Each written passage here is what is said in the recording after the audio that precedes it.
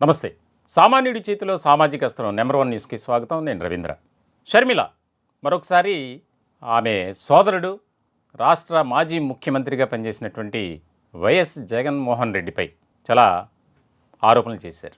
ముఖ్యంగా రాష్ట్ర ముఖ్యమంత్రి నారా చంద్రబాబు నాయుడుకు ఆమె ఒక లేఖ రాశారు. 4 పేజీల లేఖ.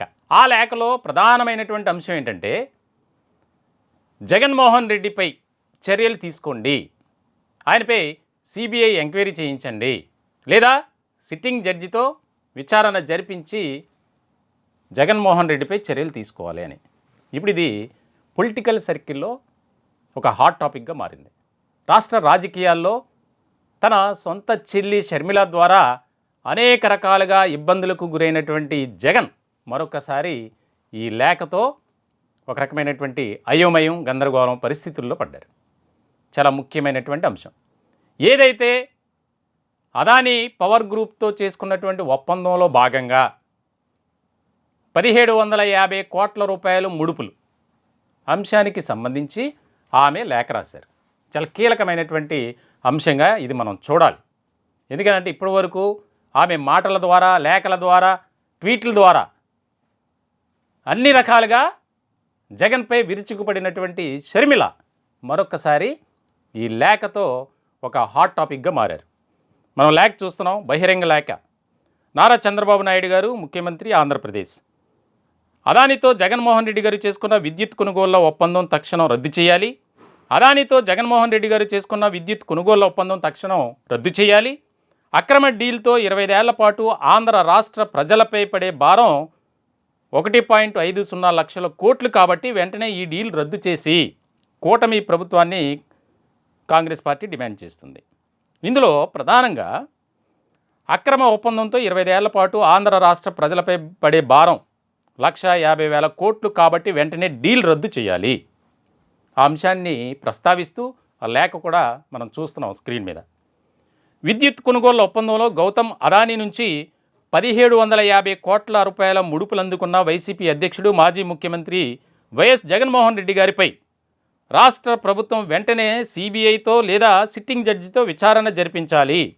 విద్యుత్ కొనుగోళ్ల విషయంలో లంచాలు తీసుకున్నట్లు ఇప్పటికే అమెరికాకు చెందిన దర్యాప్తు సంస్థలు నిరూపించాయి. స్కీముల కోసం స్కామ్లకు పాల్పడ్డట్లు ఆధారాలు సైతం చూపించాయి. ముఖ్యమంత్రి జగన్మోహన్ రెడ్డి అండ్ కోకు 1,750 కోట్లు నేరుగా లంచాలు ముట్టినట్లు అమెరికా కోర్టులో తీవ్ర అభియోగాలు ఉన్నాయి. అవి రుజువు కూడా అయ్యాయి. కాబట్టి జగన్మోహన్ రెడ్డి అండ్ కో అంటే కంపెనీ వారు ఎవరైతే అప్పటి ప్రభుత్వంలో ఉన్నటువంటి కొంతమంది పెద్దలు వారిపై కఠిన చర్యలు తీసుకోవాలి. రాష్ట్ర ప్రయోజనాలను తాకట్టు పెట్టి 1,750 కోట్ల రూపాయలు ముడుపులు తీసుకున్నారు. కాబట్టి చాలా కీలకమైనటువంటి పరిణామంగా ఇది మారింది. ఆమె లేఖ రాయటం, లేఖలో చాలా అంశాలు ప్రస్తావించారు. అలాగే ప్రభుత్వానికి ఒక చురక కూడా వేసినటువంటి పరిస్థితులు ఉన్నాయి ఆ లేఖలో. అర్ధరాత్రి అనుమతుల వెనుక దర్యాప్తు జరగాలి. ఈ అంశానికి సంబంధించే అప్పుడు విద్యుత్ శాఖ మంత్రిగా ఉన్నటువంటి బాలినేని శ్రీనివాసరెడ్డి కూడా బాంబు పేల్చారు.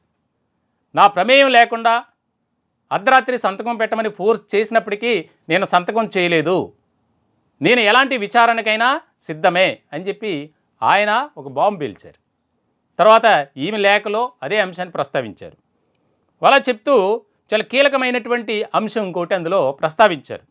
అదానికి చెక్ పెడతారా లేక మీరు అంట కాగుతారా? చాలా కీలకమైనటువంటి అంశంగా ఇది చూడాలి. ఎందుకనంటే కేంద్ర ప్రభుత్వం అదానీని కాపాడుతుంది. ఎందుకంటే ఆయన ద్వారా భారతీయ జనతా పార్టీకి లాభం చేకూరింది. పార్టీ ప్రయోజనాల కోసం అదానీని వాడుకున్నారు. కాబట్టి అదానీపై ఎలాంటి చర్యలు కేంద్ర ప్రభుత్వం తీసుకోదు. కాబట్టి ఒక రాష్ట్రానికి సంబంధించిన వ్యవహారం కాబట్టి రాష్ట్ర ప్రభుత్వం తరపున కఠిన చర్యలు తీసుకోవాలి. ఏదైతే అదానీతో అంటకాగినటువంటి జగన్మోహన్ రెడ్డిపై చర్యలు తీసుకోవాల్సిందే అని చెప్పి డిమాండ్ చేస్తూ ఆమె లేఖలో చాలా కీలకమైనటువంటి అంశాలు పేర్కొన్నారు. ఇప్పుడు దీనిపై వైఎస్ఆర్సీపీలో ఒక అంతర్గతమైనటువంటి ఆసక్తికరమైనటువంటి చర్చ జరుగుతుంది. ఇప్పటికే షర్మిల ఏ రకమైనటువంటి రీతిలో విరుచుకుపడ్డారో తెలుసు.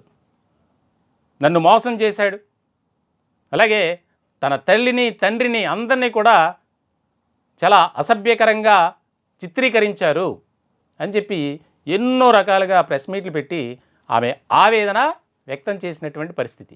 ఇప్పుడు తాజాగా ఈ లేఖలో కూడా చాలా ముఖ్యమైనటువంటి అంశాలు పేర్కొన్నారు.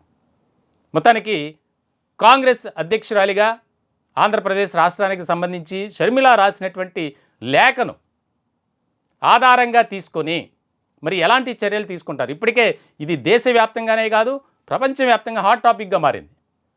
అమెరికా కోర్టుల్లో ఈ యొక్క కేసు రిజిస్టర్ కావడం, త్వరలోనే అదానీని అరెస్ట్ చేస్తారని చెప్పడం, అలాగే అదానీతో లింక్ పెట్టుకొని ఆయా రాష్ట్ర ప్రభుత్వాలు దేశవ్యాప్తంగా సుమారు 7 రాష్ట్రాల్లో ఇలా జరిగింది.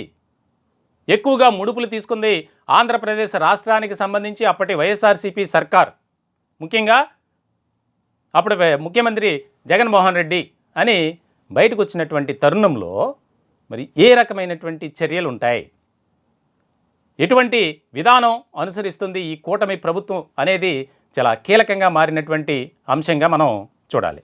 ఇలాంటి ఇంట్రెస్టింగ్ సరికొత్త కార్యక్రమాలతో త్వరలోనే మీ ముందుకు వస్తుంది నెంబర్ 1 న్యూస్. సామాన్యుడి చేతిలో సామాజిక అస్త్రం.